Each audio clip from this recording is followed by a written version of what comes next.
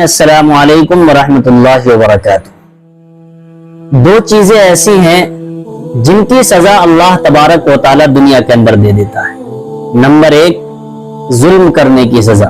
اگر آپ لوگوں پر ظلم کرتے ہیں، کمزوروں پر ظلم کرتے ہیں، تو یقیناً اللہ تبارک و تعالی آپ کو اس کی سزا دنیا کے اندر دے دے گا۔ نمبر دو، اپنے والدین کی نافرمانی کرنے کی سزا۔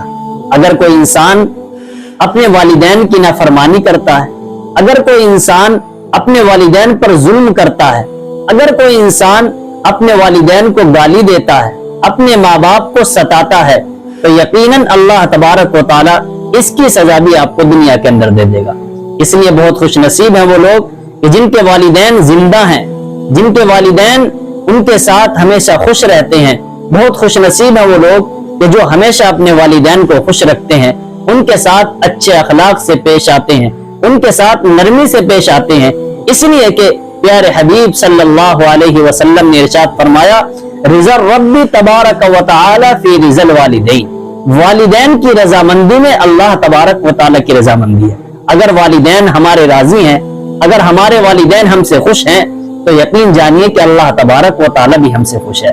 اور اگر ہمارے والدین ہم سے ناراض ہیں، ہمارے والدین ہم سے خوش نہیں ہیں، تو یقین جانیے کہ اللہ تبارک و تعالی بھی خوش نہیں ہے۔ اس لیے اللہ تبارک و تعالی کو خوش کرنے کے لیے اپنے والدین کو خوش کرنا بہت ضروری ہے۔ اللہ تبارک و تعالی کو قریب کرنے کے لیے اور اللہ تبارک و تعالی سے محبت کرنے کے لیے اور اللہ تبارک و تعالی کو راضی کرنے کے لیے اپنے والدین کو راضی کرنا بہت ضروری ہے۔ پیارے حبیب صلی اللہ علیہ وسلم کا ارشاد ہے کہ اپنے والدین کے ساتھ اطاعت کرو، اپنے والدین کی اطاعت کرو، اپنے والدین کے ساتھ نیکی کا معاملہ کرو۔ اگر آج تم اپنے والدین کے ساتھ اچھا معاملہ کرو گے تو کل آنے والے دن تمہاری اولاد تمہارے ساتھ اچھائی کا معاملہ کرے گی۔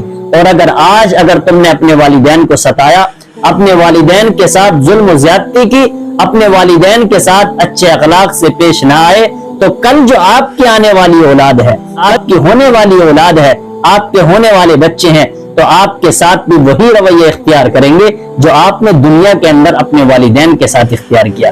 اس لیے میرے دوستو، اللہ تبارک و تعالی نے والدین کی نعمت، بہت قیمتی نعمت اللہ تبارک و تعالی نے عطا فرمائی ہے۔ تمام حضرات اپنے والدین کے ساتھ اچھائی کا معاملہ کریں، اپنے والدین کو ہمیشہ خوش رکھیں، اپنے والدین کو اپنے قریب رکھیں، اپنے والدین سے محبت کریں۔ اگر آپ اپنے والدین سے محبت کریں گے تو یقین جانیے اللہ تبارک و تعالی آپ سے راضی ہوگا، اللہ تبارک و تعالی آپ سے خوش ہوگا۔